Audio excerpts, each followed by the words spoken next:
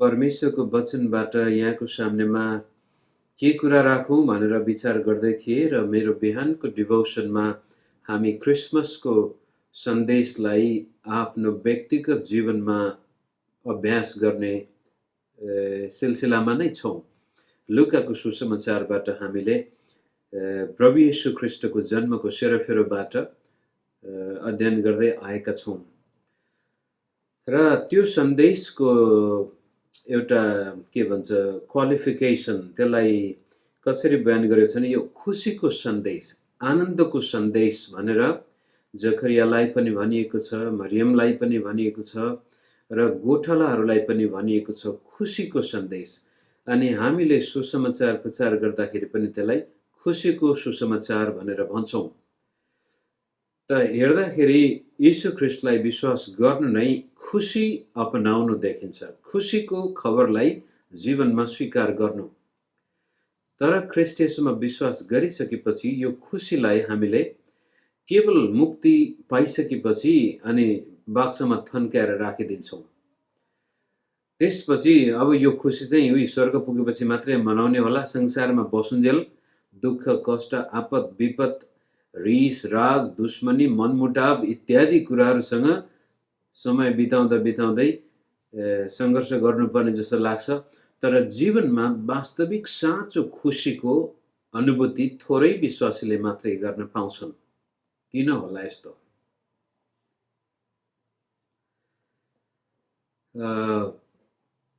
त्यसलाई म कसरी अगाडि लैजान चाहन्छु भने कुनै पनि मानिस खुसी रहनको लागि बाहिरी वातावरणले वास्तवमा असर गर्दैन जति भित्रको वातावरणले असर गर्दछ।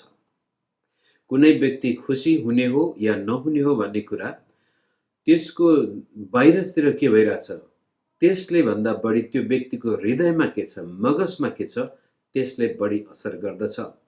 भनाइ नै छ 90% is depends on what happens to 10%, अथवा भन्न खोजेको कुरो 10% जीवनमा केही घटनाहरू घट्छन् र त्यसपछि त्यो घटनाप्रति हामीले कस्तो प्रकारको प्रतिक्रिया जनाउँदछौँ त्यो 90% हाम्रो जीवनमा खुसी र बेखुसी ल्याउने कारण बन्दछ।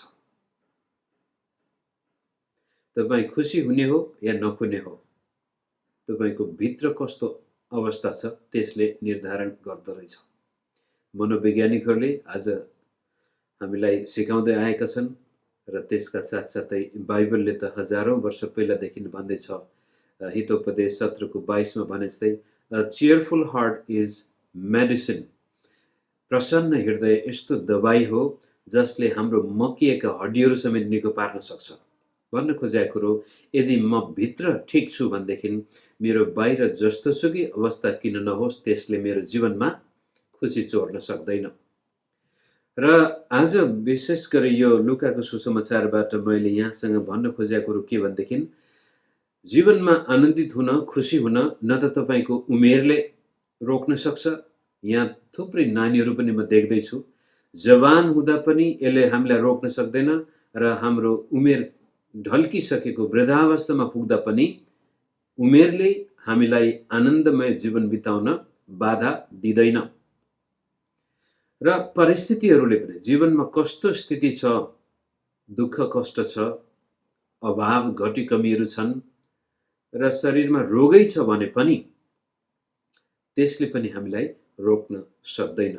त न त उमेरले न परिस्थितिले हामीलाई ख्रीष्ट येशूमा आनन्दित जीवन बिताउनुबाट रोक्न सक्छ। रोक्न सक्छ त केवल तपाईं र मेरो आन्तरिक मनोदृष्टि भन्छ एउटा अंग्रेजी नेपाली शब्द, तपाईले कतिले मनोभावना पनि भन्न सक्छौं अथवा मनोदृष्टि, अंग्रेजीमा त्यसलाई एटिट्युड। तपाईं र म जीवनलाई कस्तो प्रकारले हेरिरहेछौं, हामी भित्र जीवनलाई हेर्ने दृष्टिकोण कस्तो छ, ख्रीष्टलाई हेर्ने दृष्टिकोण कस्तो छ, परमेश्वरले गर्नुभएको कामलाई हेर्ने दृष्टिकोण कस्तो छ, एक अर्कालाई हेर्ने दृष्टिकोण कस्तो छ, त्यसले तपाईहरु मेरो जीवनमा यो सुसमाचारमा आएको खुशीको सन्देशलाई व्यक्तिगत रूपले उपभोग गर्न सक्छौं या सक्दैनौं भन्ने कुरा निर्धारण गर्दो रहेछ। त बाहिर जस्तोसुकै अवस्था किन नहोस्, यदि हाम्रो भित्र ठिक छ भनेदेखि बाहिर पनि ठिक हुन जान्छ। त्यो कुरोलाई म विशेष गरी आज यो लुका 1 अध्यायबाट 3 जना मानिसको जीवनबाट 3 वटा मनोदृष्टि व्यक्त गर्न चाहन्छु, 3 वटा एटिट्युड। यहाँ थुप्रै विद्यार्थीहरू पनि छन् र बेला बखतमा स्कुलमा टिचरले भनेको सुन्छु, हाम्रो एटिट्युड डिटर्मिन्स आवर एल्टिट्युड। तर त्यो सबै कुरा त त्यसले गर्दैन, तरै पनि जीवनप्रतिको दृष्टिकोणले हामीलाई अत्यन्तै प्रभाव पार्दछ। खुसी हुने या दुखी हुने, रिसाउने अथवा प्रेम गर्ने, तितोपना बोकेर बस्ने या क्षमा दिएर स्वतन्त्र जीवन बिताउने, यो सबै तपाईहरु मेरो सोचाइमा भर पर्दछ अथवा सोच्ने तरिकामा भर पर्दछ। त्यसलाई हेर्नको लागि पहिलो हामी जकरियालाई हेर्नेछौँ। त्यसको तपाईले लुका 1 देखि पुरै पढ्न त म पढ्दिनँ अहिले, हाम्रो सायद धेरैजना सुत्ने बेला निदाउनुहुन्छ होला, बच्चाहरू पनि झन् यहाँ निदाउन थाले होला। तरै पनि पहिलो कुरो जकरियाको जीवनलाई हामीले हेरौँ। जकरिया एउटा वृद्ध व्यक्ति थिए अनि मन्दिरका पुजारी पनि थिए र त्यहाँ भनेअनुसार जीवनमा उनको यस्तो गजबको एउटा घटना घट्यो, महत्त्वपूर्ण मौका उनलाई मिल्यो। त्यो चाहिँ अब पवित्र स्थानभित्र गएर धूप बालेर प्रार्थना गर्ने मौका मिल्यो। त्यो पनि चिट्ठा परेछ। अब जीवनमा चिट्ठा पर्नु भनेको राम्रो कुरो होइन र? कसैको जीवनमा चिट्ठा नै पर्यो भन्छौँ नि हामी। त पवित्र स्थानभित्र गएर प्रार्थना गर्नु र धूप बाल्नु ती पुजारीको निम्ति धेरै महत्त्वपूर्ण र चाहेको एउटा सेवा हो। सबैले पाउँदैन थियो त्यो बेलामा। जकरियाको पालामा झन्डै 20,000 पुजारीहरू थिए र ती पनि समूहमा विभाजित भएर कसले के गर्ने भनेर त्यो समूह अनुसार चिट्ठा हालिन्थ्यो र त्यो दिन जकरियाको हातमा चिट्ठा पर्दछ। उनी साह्रै खुसी भएको हुनुपर्छ। वर्षौंसम्म पर्खेको हुन सक्छ त्यो मौका। सायद जीवनमा once in a lifetime kind of opportunity यो हुन सक्छ उनको लागि। र जकरियाको घर चाहिँ यरुशलेमभन्दा अलिक टाढा थियो, यो यहुदिया प्रान्तमा। अनि मन्दिरमा सेवा गर्ने कति दिन छ, 2-4 दिन, हप्ता दिन कति छ उनको जिम्मा। अब त्यसको लागि उनी यरुशलेममा गएर मन्दिरमा धूप बाल्नको लागि प्रवेश गर्दछन्। तर त्योभन्दा पहिला अरू पुजारीहरू पनि त्यहाँ हुन्थे जसले सरसफाई गर्नुपर्ने, त्यो सामदानमा बत्तीहरू राख्नुपर्ने सबैले छोडिसकेपछि अन्तिममा यो एकजना पुजारी गएर इजरायल देशको लागि प्रार्थना गर्नको लागि धूप बाल्दै थियो। धूप बाल्नु भनेको नै प्रार्थना गर्नु। जसै त्यो धूप बालेर जकरिया प्रार्थना गर्दाखेरि बडो गजबको दृश्य त्यहाँ देखा पर्दछ। स्वर्गीय दूतको उपस्थिति हुन्छ र जकरिया थर्कमान हुन्छ, तर्सिन्छ। उसले कहिले त्यस्तो सोचेको थिएन कि मन्दिरभित्र यस्तो होला भनेर, अनि आतंकित हुन्छ। टेरिफाइड भन्ने शब्द अङ्ग्रेजीमा। झन्नै भागेर बाहिर जान आँटेको पनि हुनसक्छ। सायद स्वर्गदूतले हात समातेर हे बुढा पक भनेको पनि हुनसक्छ। र त्यस्तो बेलामा स्वर्गदूतले भन्छ, जकरिया म तिमीलाई आनन्दको समाचार लिएर आएको छु, तिम्रो लागि रमाहटको समाचार म लिएर आएको छु। तिम्रो प्रार्थनाको सुनवाई भएको छ। अब त्यो कस्तो खालको प्रार्थना हुन सक्छ भने जकरिया र उनकी श्रीमती एलिशिबा बाँझो, सन्तान थिएनन्। वर्षौंसम्म प्रार्थना गरे, त्यो प्रार्थनाको जवाब आएन। अहिले बुढेसकालमा उनी झन्नै 60-70 वर्षको हुन सक्छ। त्यति बेलामा स्वर्गदूतले भन्छ, जकरिया तिम्रो प्रार्थनाको जवाब म लिएर आएको छु। तिम्रो प्रार्थना परमेश्वरले सुन्नु भएको छ। तिमीले यस्तो गजबको छोरा जन्माउने छौ जसले परमेश्वरको मुक्तिको मार्ग तयार गर्नेछ। यीशु ख्रीष्टको अघि एलियाको आत्मामा गएर जानेछ, हजारौं मानिसलाई परमेश्वरतिर फर्काउनेछ भन्दाखेरि जकरियाको एटिट्युड हामी अब हेरौँ 18 पदबाट। लुका 1 को 18, 19, 20 पद हामी हेरौँ। तब जकरियाले दूतलाई भने, यो मैले कसरी जान्ने? म बुढो भए र मेरी पत्नीको उमेर पनि ढल्किसकेको छ। अब विचार गर्नुहोस्, जवानी उमेरमा बिहा गरेको थियो होला, 1 वर्षपछि 2 वर्षपछि बच्चा जन्मेला, 5 वर्षपछि जन्मिन्छ कि 10 वर्ष भइसक्यो जन्मेन, अनि प्रार्थना पनि गरेको गरे, 20 वर्ष भइसक्यो बिहा गरेको, अझै बच्चा आएन। 20-30 वर्षपछि अब यिनीहरूले प्रार्थना गर्न पनि सायद छोडिसकेका थियो होला। यस्तै रहेछ। अनि त्यो समयमा यदि कसैको बालक जन्मेन, कोही स्त्री बाँझी छ भनेदेखि समाजले बडो नराम्रो दृष्टिकोणले हेर्दथ्यो। परमेश्वरबाट श्रापित भएको, आशिष नभएका, यो बडो कलङ्कित जीवन उनको भएको हुन सक्छ। त्यसै कारण बुढाबुढीले त्यसपछि अब प्रभुको इच्छा यति नै होला, यस्तै रहेछ जीवनमा, हामीले जति प्रार्थना गरे पनि प्रभुले सुन्नु भएन भनेर जकरियाले परमेश्वरले गर्न सक्ने अचम्मको काममाथि विश्वास गर्न छोडिसकेको देखिन्छ। त्यस्तो खुसीको समाचार सुन्ने बेलामा उसले बडो लम्पसार परेर घोप्टो परेर परमेश्वरलाई आराधना गर्नुपर्ने व्यक्ति, उसले त भन्छ के स्वर्गदूतले पनि कस्तो जोग गरेको छ, यस्तो बुढेसकालमा पनि बच्चा पाउँछ। अब्राहमको कथा पनि उसले बिर्सिसक्यो, इसाकको कथा पनि बिर्सिसक्यो, याकुबको कथा पनि बिर्सिसक्यो। कारण उसको जीवनमा लामो समयसम्म प्रार्थना गर्दाखेरि खुसी आएन अनि उसले कम्प्रोमाइज गर्दछ। र त्यसपछि जब परमेश्वरले त्यो प्रार्थनाको जवाब स्वर्गबाटै आएर दिँदा पनि उसले भन्छ इट इज टु लेट, असम्भव, यो कहाँ हुन सक्छ, आई क्यान नट बिलिभ। 19 पद, तब स्वर्गदूतले तिनलाई भने म गब्रिएल हुँ, म परमेश्वरको सामुन्ने उभिरहन्छु, तिमीसँग कुरा गर्न र यो खुसीको समाचार सुनाउन म पठाइएको हुँ। जुन दिनसम्म यी कुरा पुरा हुँदैनन् तबसम्म तिमी गुगो हुनेछौ र बोल्न सक्ने छैनौ, किनभने तिमीले मेरा वचनमाथि विश्वास गरेनौ, जुन वचन आफ्नो समयमा पुरा हुनेछन्। स्वर्गदूतलाई रिस उठेछ।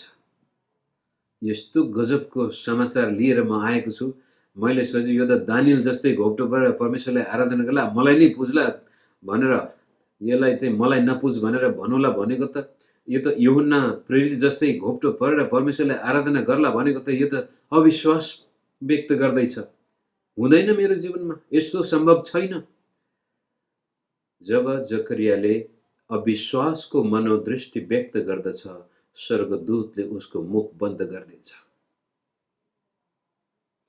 जकरियाले विश्वास गरेको भए ऊ त्यो मन्दिरबाट परमेश्वरको स्तुति प्रशंसा गर्दै बाहिर आएर मानिसहरूको सामनेमा बडो गजबले आफ्नो जीवनमा लागेको कलङ्कलाई तुरुन्तै उठाउन सक्थ्यो, हटाउन सक्थ्यो। मानिसको सामनेमा शिर ठाडो पारेर भन्न सक्थ्यो, तिमीहरूले म र मेरो श्रीमतीलाई यस्तो श्रापित व्यक्ति भन्थ्यो, आज परमेश्वरले गब्रिएल दूत पठाएर मेरो जीवनमा यस्तो आशिषमय खबर दिनुभएको छ कि हामीहरूको बाट यस्तो सन्तान जन्मेछ जसले परम प्रभुको निम्ति उद्धारको काम गर्नेछ भनेर आफ्नो जीवनमा आएको खुसीलाई उसले रमाउन सक्ने थियो। तर अविश्वासको कारण मुखमै पट्टी लाग्यो।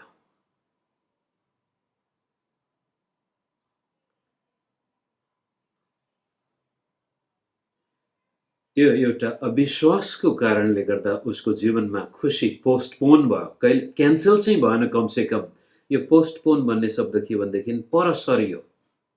आज रमाउनु पर्ने दिन अब 9 महिना पर्खिनु पर्ने हुन्छ। तेरो मुख बन्द हुनेछ र परमेश्वरको वचन चाहिँ आफ्नो समयमा पुरा हुने नै छ। तर जकरिया, तिमीले विश्वास गर्न सकेनौ। धेरै विश्वासीहरू परमेश्वरले मेरो जीवनमा बदलाव ल्याउन सक्नुहुन्छ भन्ने कुरामा भित्रपट्टि विश्वास नै हुँदैन। प्रार्थना पनि गर्छन् तर मन चाहिँ मरिसकेको हुन्छ। कि त आफैलाई दोष दिएर कारण, कि अरूले भनेका कुराहरूको कारण। सायद जकरियालाई पनि थुप्रैले भनिसकेला तिमी ठिक छैन। धर्मीजनलाई त प्रभुले आशिष दिनुहुन्छ, धर्मीजनको प्रार्थना त विश्वास गरेको खण्डमा प्रभुले गर्नुहुन्छ, तर तिमी ठिक छैन कि, तिम्रो श्रीमती ठिक छैन कि, कहाँनिर तिमीले भुल गरेका छौ। आफ्नै आत्मदोष हो या मानिसका नकारात्मक वचनहरूले हो या परिस्थितिहरूको भारीले थिचिँदाखेरि हामी परमेश्वरले अचम्मका काम गर्न सक्नुहुन्छ भन्ने विश्वास नै गर्न सक्दैनौँ। ऐनामा हेरेर आफैलाई हेर्दाखेरि पनि अचम्म लाग्न सक्छ, विश्वास त गरेको छ तरै पनि विश्वास लाग्दैन। त्यो एउटा अविश्वासको मनोदृष्टिको कारण आज हामी परमेश्वरले दिने यो महान आनन्दको समाचारलाई आफ्नो जीवनमा जल्दो बल्दो हिसाबले अनुभव गर्न सक्दैनौँ। त उतापट्टि हामी अब अर्को एउटा व्यक्तिको आचरणलाई हेरौँ। मरियम, यो चाहिँ बुढो व्यक्ति, लामो समयसम्म परमेश्वरको सेवा गर्दै गरेको, तर आशा मरेको छ। त्यसै कारण उसको जीवनमा अब अचम्मको आशिष आउँदाखेरि पनि उसले स्वीकार गर्न सकेन, अविश्वास व्यक्त गर्दछ। अब एउटा जवान बालकलाई नै हेरौँ भनौँ, अब 15-16 वर्षको त अहिले त हामी बच्चा नै भन्छौँ, बच्चा नै हो 16-17 वर्षको उमेरमा। मरियमको मनोदृष्टिलाई हामी हेरौँ, त्यो कुरो हामी 34 पदबाट हेर्नेछौँ। मरियम पनि त्यस्तै किसिमले नासरतको एउटा साधारण गाउँमा जन्मेकी, साधारण परिवारमा हुर्केकी, सायद हुनसक्छ सबैले हेला गरेको एउटा व्यक्ति पनि हुन सक्छ। अनि त्यो व्यक्ति कहाँ पनि तीनै स्वर्गदूत फेरि जान्छन् र भन्छन्, मरियम, यस्तो यस्तो गजबको समाचार लिएर म आएको छु। परमेश्वर तिमीसँग प्रसन्न हुनुहुन्छ र तिमी गर्भवती हुनेछौ र तिम्रो गर्भबाट जन्मिने सन्तान संसारको मुक्तिदाता हुनेछ र उहाँले अचम्मका उद्देकका काम, उहाँ सदा सर्वदा राज्य गर्ने अनन्त राजा हुनुहुनेछ भनेर भनिसकेपछि मरियमले चाहिँ जब स्वर्गदूतलाई देख्यो, उनी आतंकित भएको हामी देख्दैनौँ। यो जकरिया बुढेसकालमा वृद्ध व्यक्ति भइसकेको छ, लामो समय सेवा गर्ने व्यक्ति स्वर्गदूत देख्ने बित्तिकै तर्स्यो, आतंकित भयो, डराएको थियो। तर मरियमले चाहिँ त्यो आतंकित प्रतिक्रिया नभएर अचम्मित प्रतिक्रिया जनाएको छ। अचम्म लाग्यो मरियमलाई चाहिँ। जकरिया आतंकित भएको थियो भने मरियम अचम्म पर्नुभयो। त्यो कुरो 34 पदमा अब मरियमले यसरी भन्छन्, मरियमले स्वर्गदूतलाई भने, यो कसरी हुन सक्छ, किनकि म एक कन्या हुँ। जकरियाले भनेको शब्दमा यो हुनै सक्दैन भनेको भने मरियमले सोधेको शब्दमा चाहिँ अरू पनि उपाय छ र? विवाह बिना नै कोही मान्छे गर्भवती बन्न सक्छ र?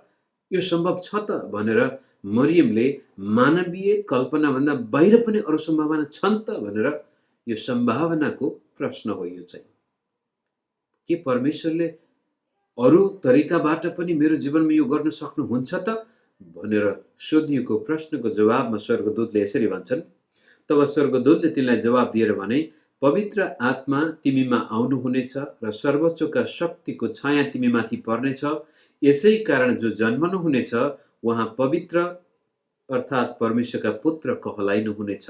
हेर, तिम्री नातेदार एलिसेबाले पनि तिनको वृद्धावस्थामा छोरो गर्भधारण गरेकी छिन् र जो बाँझी कहलाइएकी थिइन् तिनी अहिले 6औं महिनामा छिन्, किनकि परमेश्वरको निम्ति कुनै कुरा असम्भव छैन। मरियमले सोध्छन्, विवाह बिना पनि सम्भव छ त यो भन्दाखेरि स्वर्गदूतले भन्छ, छ, किनभने परमेश्वरको निम्ति कुनै कुरा असम्भव छैन। त्यो अर्को एउटा एटिट्युड हामी त्यहाँ देख्दैछौँ र त्यो चाहिँ 38 पदमा यसरी व्यक्त गरिएको छ, अनि मरियमले भनिन्, हेर्नुहोस्, म परमप्रभुकी दासी, मलाई तपाईँको वचन अनुसार होस्।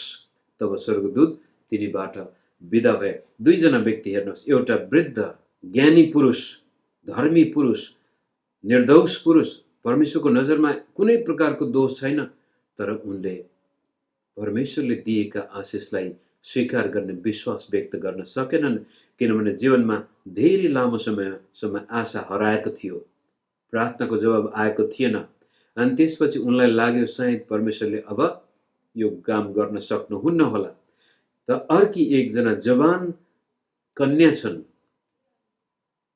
जसले भन्छन्, मेरो जीवनमा तपाईँको वचन अनुसार होस्। मलाई थाहा थिएन यो विवाह बिना पनि गर्भमा यस्तो कुरो हुन सक्छ भन्ने कुरा, तर तपाईँले भन्नुहुन्छ कि परमेश्वरको निम्ति कुनै कुरा असम्भव छैन भने तपाईँको वचन अनुसार, परमेश्वरको वचन अनुसार मेरो जीवनमा होस्। त्यो चाहिँ हो विश्वासको मनोदृष्टि। कसमाथि विश्वास?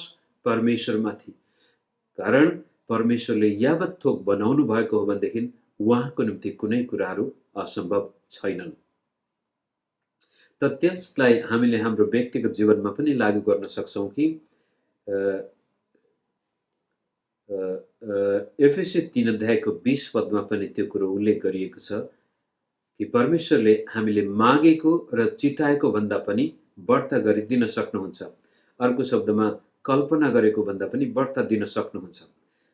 तपाईँ र म बसेको कोठा अहिले र म यहाँ भारतको यहाँबाट बोल्दैछु, तपाईँहरू काठमाडौँ अथवा नेपालको विभिन्न ठाउँमा बस्नु भएको छ। हामी यस किसिमले सजिलै बातचित गर्न सक्ने भएका छौँ। यो कसरी सम्भव भयो? कुनै व्यक्तिले सोच्यो यस्तो पनि सम्भावना हुन सक्छ, कसैको मगजमा यो आयो अनि त्यस अनुसार विचार गर्दै गए, उनीहरूले त्यो सम्भावनाहरू भेटे। तपाईहरु बसेको कुर्सी होस्, तपाईहरुले प्रयोग गर्दै गरेको मोबाइल फोन होस् अथवा कम्प्युटर ट्याब्लेट जोसुकै होस्, कसैका कल्पनाहरू हुन्।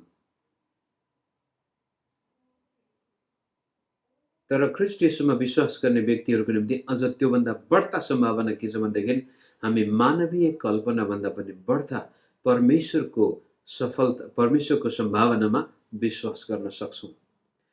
र हाम्रो जीवनमा यदि सुसमाचारले दिएको खुशी हाम्रो दैनिक अनुभव हुने हो भने हाम्रा विचारलाई विचार गर्नुपर्ने हुन्छ, हाम्रा कल्पनालाई विचार गर्नुपर्ने हुन्छ। तपाईं र मेरो मगजमा दैनिक रूपले हामी कस्तो प्रकारको सोच राख्दछौं, लोग्ने स्वास्नी बीचको सम्बन्धलाई पनि तपाईले जाँचेर हेर्नुहोस् न।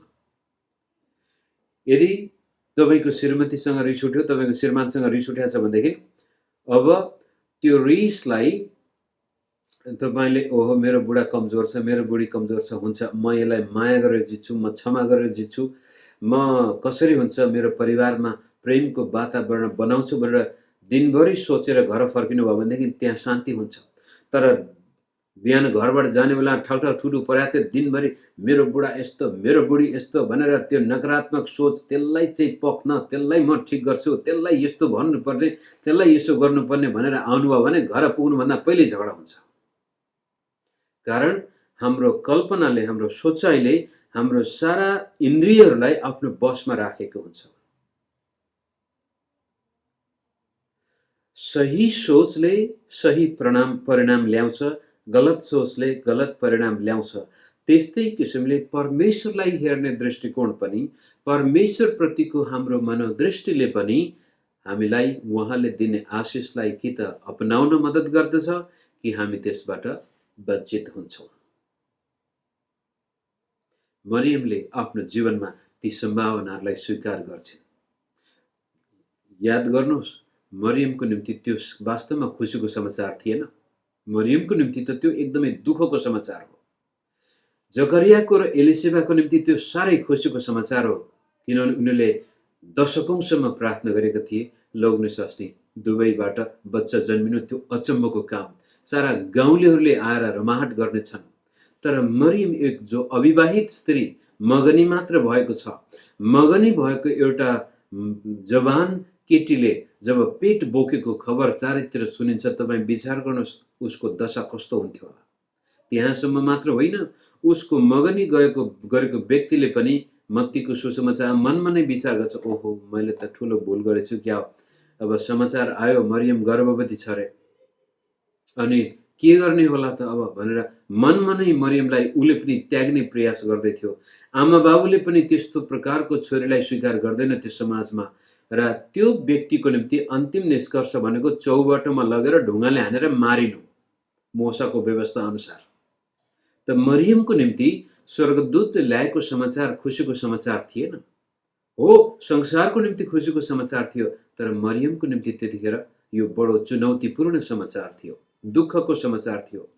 तर मरियमको एटिट्युड हेर्नुहोस्, उसले भन्छ म परमेश्वरको सेवक, म परमेश्वरमा विश्वास गर्ने बालिका हुँ। हो, म उमेरमा सानै होला, मानिसले मलाई विश्वास नगर्ला, मेरा आमा बाबुले मलाई शङ्का गर्नेछन्, मैले भनेको कुरो कसैले विश्वास गर्ने छैन, मेरो मगनी भएको हुनेवाला श्रीमानले मलाई लत्याउन सक्छ, र यहाँसम्म कि समाजले पनि मलाई चौबाटोमा लगेर ढुङ्गाले मार्न सक्छ, तर म परमेश्वर माथि विश्वास गर्छु, उहाँको हातमा सबै कुराहरू सम्भव छन्। त प्रभु तपाईको वचन अनुसार मेरो जीवनमा होस्। त्यो एटिट्युड कति गहिरो छ। सायद सानै उमेरमा भए पनि मरियमले यो सभाघरमा जाँदाखेरि पूजापाठ अथवा यो प्रार्थना बाइबल अध्ययन व्यवस्था अध्ययन गर्दा धेरै ध्यान दिएर बस्ने स्त्री हुनुपर्छ। किनभने स्वर्गदूतले सम्बोधन गर्दाखेरि मरियम तिमी कृपा पात्र, परमेश्वरको कृपाको पात्र, परमेश्वरको निगाहको पात्र भनेर सम्बोधन गरिएको छ। त्यसै कारण मरियमको जीवनमा यस्तो मुक्तिदाताले जन्म लिनुभयो जसले सारा संसारमा मानिसलाई पापबाट उद्धार गर्नुभयो।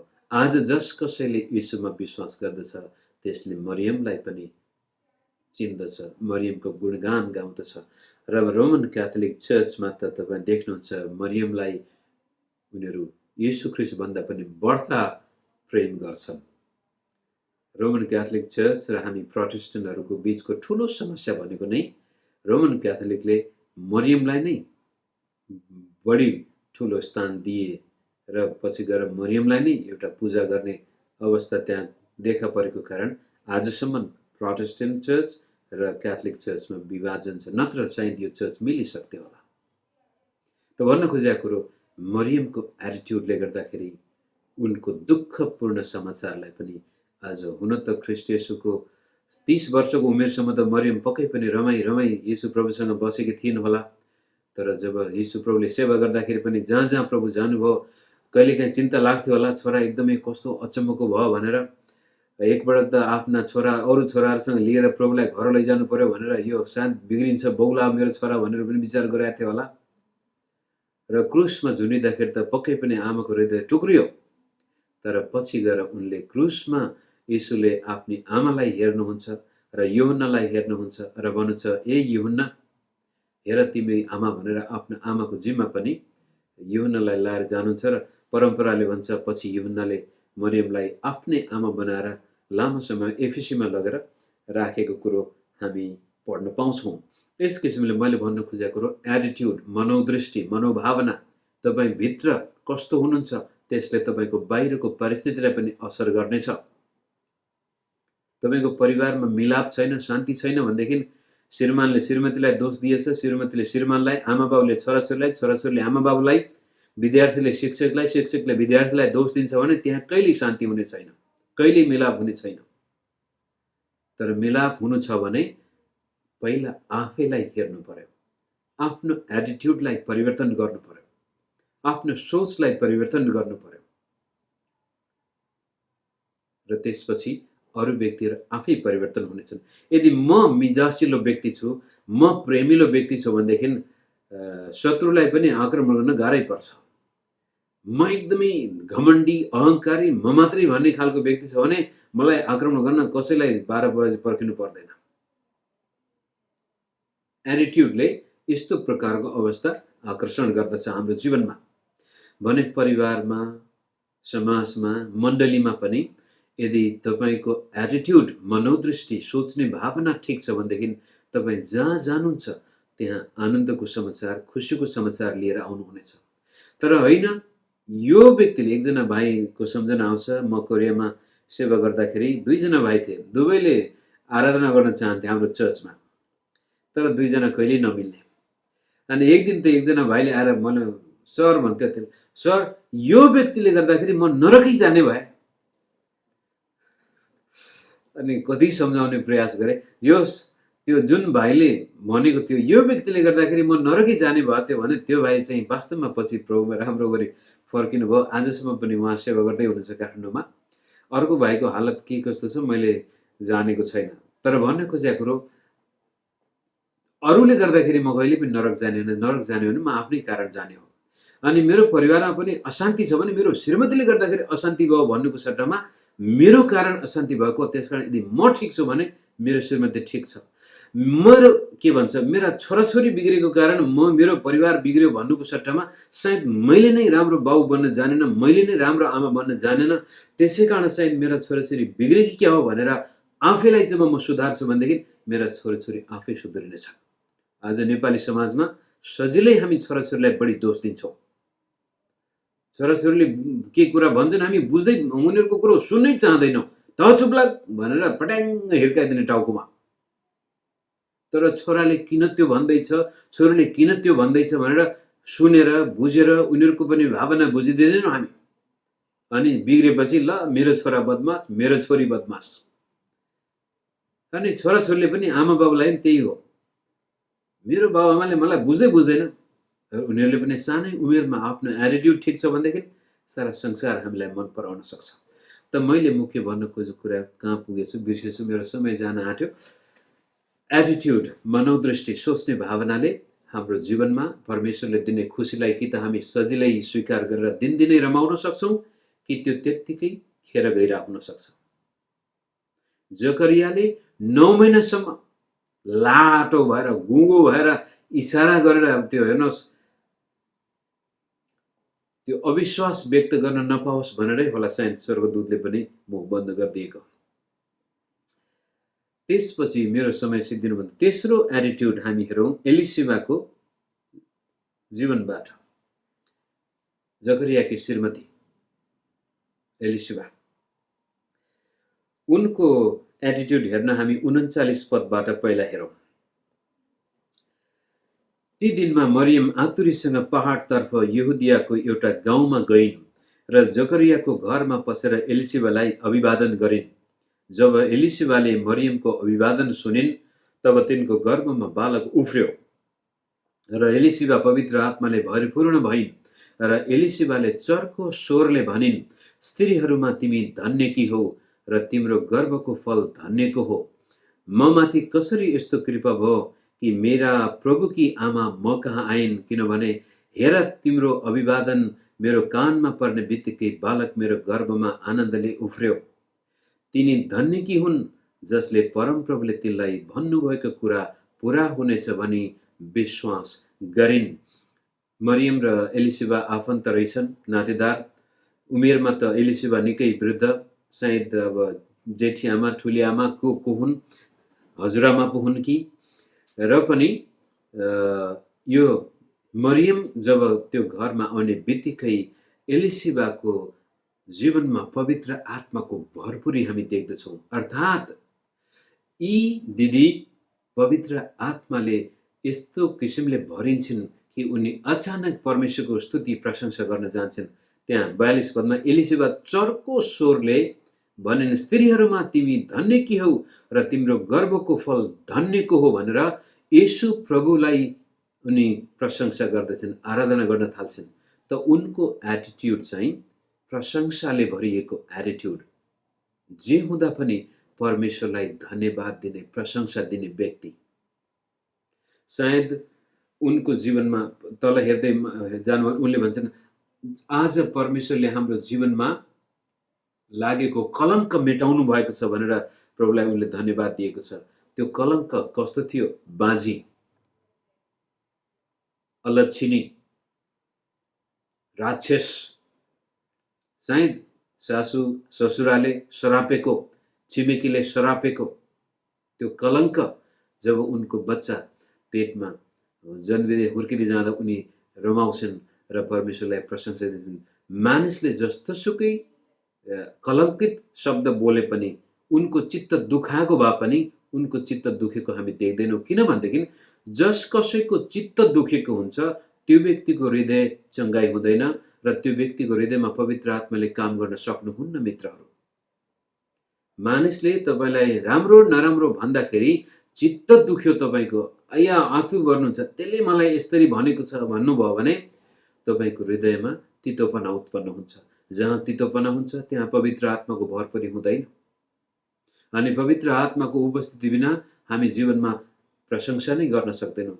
तर एलिसिबाको जीवनमा चाहिँ त्यो निष्कलङ्क हृदय देखिन्छ, निश्चल हृदय देखिन्छ। मानिसले जस्तोसुकै कलङ्क लाउन् त्यसको मतलब छैन, कारण भित्र उनी परमेश्वरमा विश्वास गर्ने स्त्री थिइन्। आफ्नो श्रीमान पुजारी भए पनि तर एलिसिबा आफ्नो श्रीमानभन्दा पनि बढ्ता परमेश्वरमा रमाउने जस्तो व्यक्ति देखिन्छन्। र त्यसै कारण प्रभु येशूको त्यो गर्भमा हुँदाखेरि नै त्यहाँ आउने बित्तिकै उनी प्रशंसाले भरिन्छन्। त तपाईँ म परमेश्वरलाई कतिको प्रशंसा दिने मानिसहरू हौँ? कतिको धन्यवादी छौँ परमेश्वर प्रति हाम्रो जीवनमा। यो सबै भित्रपट्टि तपाईँ मेरो हृदयको कुरो र मगजको सोच विचारको कुरो। प्रभुले तपाईँको जीवनमा दिएका आशिषलाई कसरी हेर्नुहुन्छ? तपाईँ बस्ने घर कोठा, तपाईँले लाउनुभएका लुगाहरू, भान्सामा भएको खानेकुराहरू, आफन्त छोराछोरी आमा बाबु नातेदार लोग्ने स्वास्नी, चर्च भवन, तपाईँ जाने सङ्गति, त्यहाँका पास्टर अगुवा, गाउँ छर छिमेक इष्टमित्र साथीभाइ, ती सबै व्यक्तिप्रति तपाईँको भावना कस्तो छ? कहिल्यै प्रभुलाई धन्यवाद दिनुभएको छ ती मानिसहरूको लागि? यो ग्रेटफुलनेस, ग्र्याटिट्युडले भरिएको हृदय, धन्यवादीपन हाम्रो जीवनमा छ भने यसले अझ बढ्ता गरी परमेश्वरको आशिषलाई निम्त्याउँछ। राम्रोसँग सुन्नुहोस्, यदि तपाईँ धन्यवादी आत्माले भरिएको व्यक्ति हो भने अझ बढ्ता गरी परमेश्वरको आशिषको निम्ति तपाईँ ढोका खोल्दै हुनुहुन्छ। यो संसारका सक्सेसफुल मानिसहरूको जीवनलाई अध्ययन गर्दाखेरि, चाहे तिनीहरू क्रिस्चियन हुन्, हिन्दू हुन्, मुसलमान, गैर क्रिस्चियन हुन्, जस्तोसुकै व्यक्ति किन नहुन्, यदि त्यो व्यक्ति सफल छ भने तिनीहरूको एउटा कमन डिनोमिनेटर के भन्छ, सबै व्यक्तिमा पाइने गुण चाहिँ हो तिनीहरू धन्यवादी, सबै कुराप्रति धन्यवादी छन्। बिहान उठ्ने बित्तिकै उनीहरू राम्रो वातावरण देख्छन् अनि सबैप्रति धन्यवादी हुन्छन्। परमेश्वरमा विश्वास गर्ने हो भने प्रभुलाई धन्यवाद दिन्छन्। यिनीहरू नास्तिक हो भनेदेखि उनीहरू त्यत्तिकै खुसी भएर अब घर परिवारमा एकअर्काप्रति धन्यवाद, प्रभुले दिएको अथवा आफ्नो हातमा कमाइ छ भने त्यसप्रति धन्यवादी हुन्छन्। Gratitude is the common denominator of everyone who is successful in life.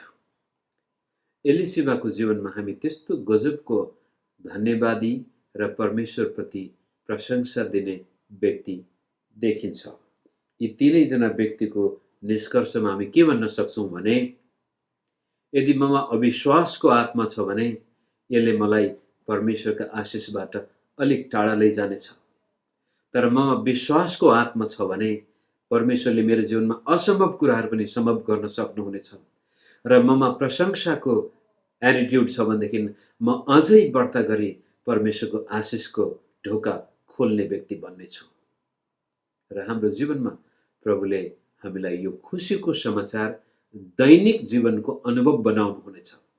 तपाईँ यो क्रिसमसको बेला मात्रै खुसी हुने होइन, हर समय तपाईँ खुसी हुनुहुनेछ।